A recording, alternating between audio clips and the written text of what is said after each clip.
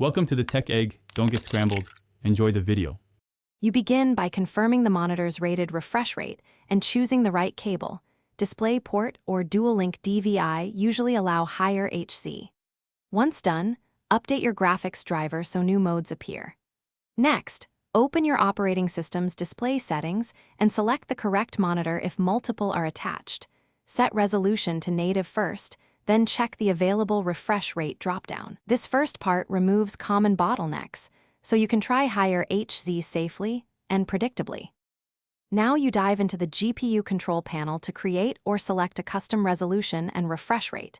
You enter the native resolution, choose the higher HZ value, and confirm color depth and timing. Incorrect timing can prevent modes from activating. If available, enable adaptive sync like FreeSync or G-Sync to smooth frames.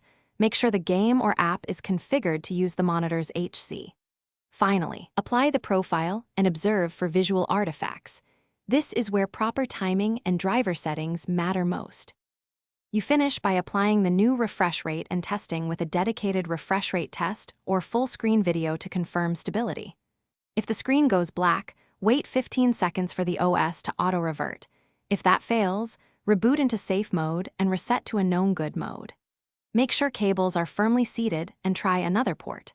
If instability persists, roll back the GPU driver or lower the HC slightly. This single troubleshooting tip often resolves compatibility or timing-related failures.